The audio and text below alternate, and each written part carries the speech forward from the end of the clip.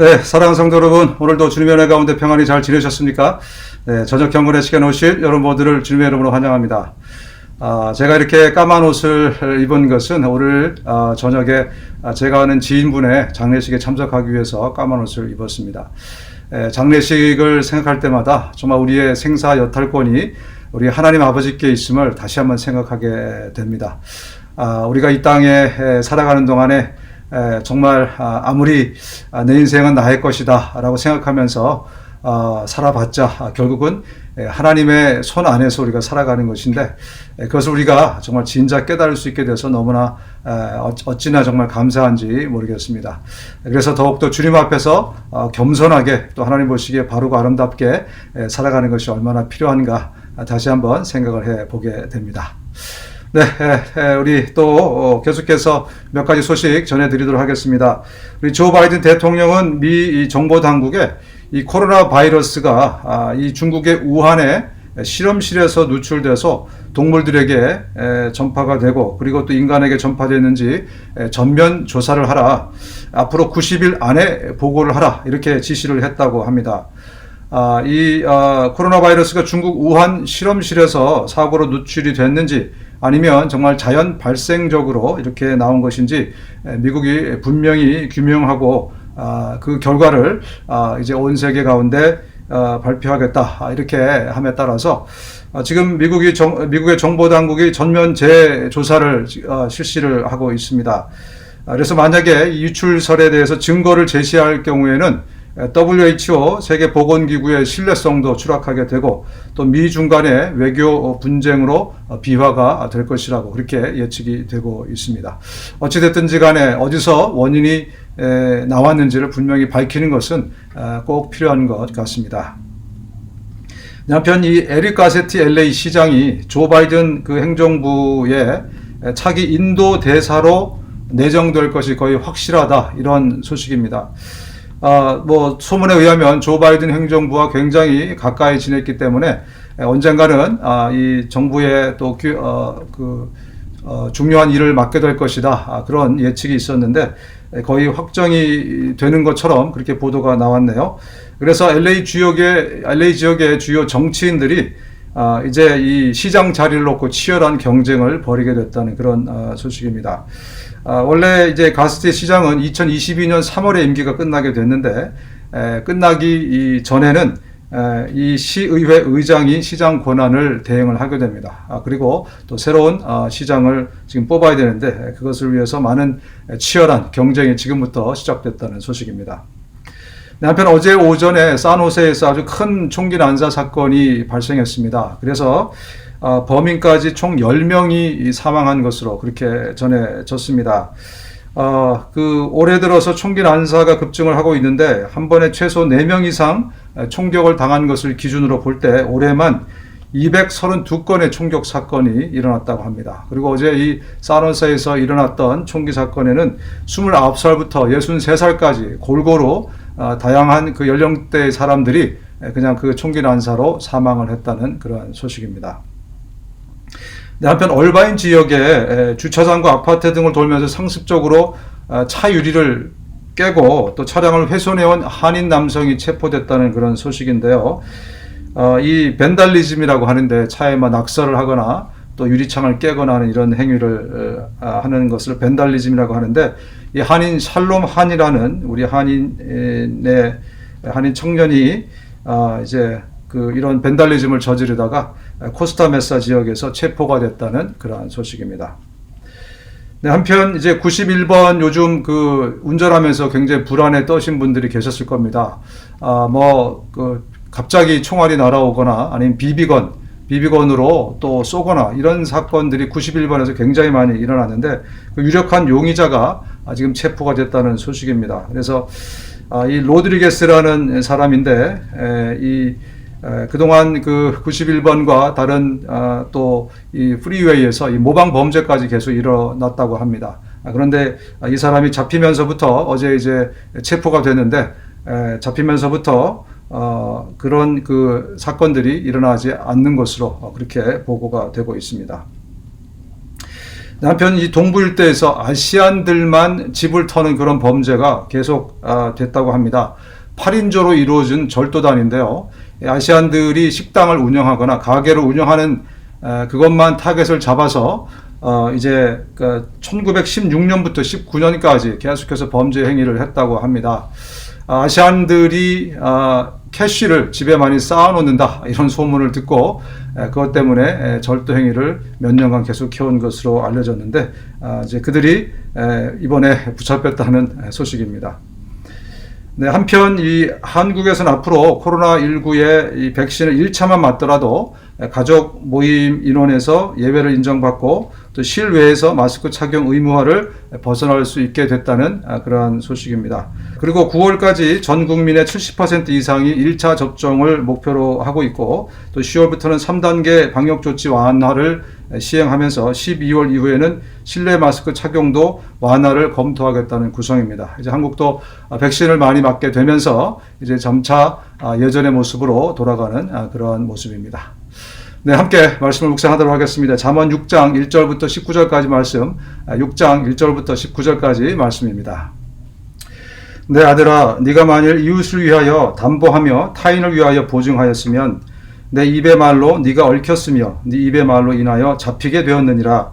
내 아들아, 네가 네 이웃의 손에 빠졌은즉 이같이 하라. 너는 곧 가서 겸손히 네 이웃에게 간구하여 스스로 구원하되 네 눈을 잠들게 하지 말며 눈꺼풀을 감기게 하지 말고 노루가 사냥꾼의 손에서 벗어나는 것 같이 새가 그물 치는 자의 손에서 벗어나는 것 같이 스스로 구원하라. 게으른 자여, 개미에게 가서 그가 하는 것을 보고 지혜를 얻으라.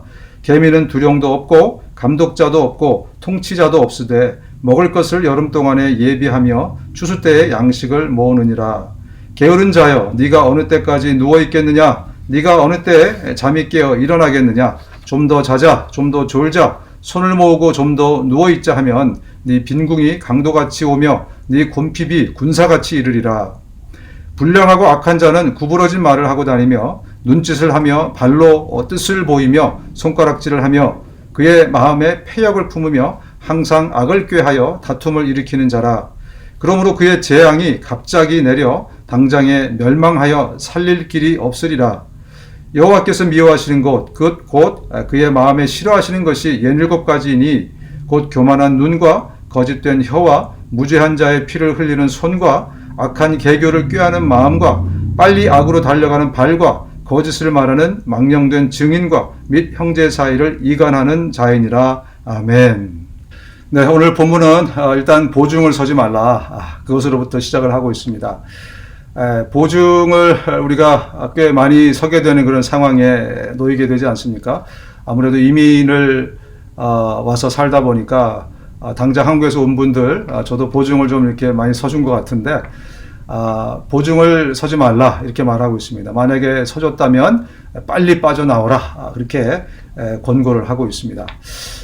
그런 의미로 저는 해석합니다. 보증을 서줄 때는 정말 네가 감당할 수 있는 만큼 보증을 서줘라. 혹시 보증 선 것이 잘못됐을지라도 감당할 수 있을 만큼 보증을 서줘라. 저는 그런 의미로 받아들입니다.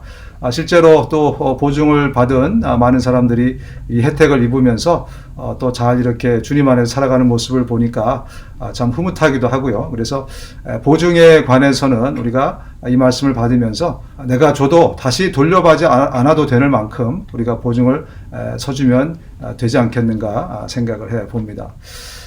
게으르지 말라. 정말 이 게으름이라는 것은 기준이 여러 가지가 있습니다. 잠을 많이 잔다고 해서 꼭 게으른가? 그렇게 또 생각해 볼 수 있지 않습니까? 아니, 잠을 좀 적게 잔다고 해서 그 사람이 부지런한 사람인가? 이렇게도 말할 수가 없습니다. 게으른 사람이란 어떤 사람인가? 어떤 그 원리를 보면 심지 않은 데서 거두려는 사람이 게으른 사람이 아닌가 생각이 됩니다. 내가 노력하지 않고도 얻으려는 사람이 본질적으로 게으른 사람이 아닌가 생각이 됩니다. 이는 신앙생활도 마찬가지입니다. 내가 영적으로 성장하고 깊이 있게 되려면 그만큼 내가 애쓰고 눈물 흘리고 하나님께 가까이 가야 되는데 우리가 게으름을 피우면서 노력하지 않으면서 하나님의 은혜가 떨어지기만을 기다리고 바란다면 정말로 게으른 사람이 아닌가 생각을 해봅니다. 세 번째로는 불량한 자와 악한 자를 사귀지 말라라는 그런 말씀입니다.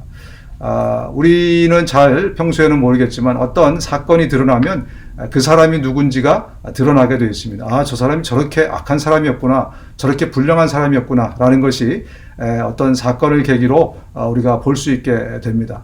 평소에는 우리가 그 사람이 어떤 사람인지 잘 모르게 되죠. 하나님께서 미워하는 것들이 여러 가지가 있는데 그 중에 하나가 교만한 눈이라고 합니다. 이 교만한 눈이라는 것은 교만한 마음이겠죠. 마음의 눈. 그래서 마치 자기가 하나님인 것처럼 그렇게 생각하고 자기만 옳다고 자기가 답이라고 생각하는 그러한 사람들이 주변에 많이 있습니다. 그런데 하나님은 그것을 굉장히 미워한다고 말씀하십니다. 또 거짓 혀와 무죄한 자의 피를 흘리는 자들이 있다는 것입니다. 우리 주변에 착한 사람들이 대부분이나 이런 사람들 잘 보지 못했겠지만요. 어떤 사건이 발생하면 그 안에 있는 본성들이 드러나는, 악함이 드러나는 사람들이 있습니다. 정말 늘 거짓말을 말하고 꾸미고 모함하고 하는 그러한 사람들이 주변에 있습니다. 하나님이 역시 이 같은 사람을 하나님이 싫어하신다라고 말씀하시고요. 악한 계교를 꾸미는 사람들이 있습니다. 악한 계교로 이 악으로 빨리 달려가는 그러한 사람들.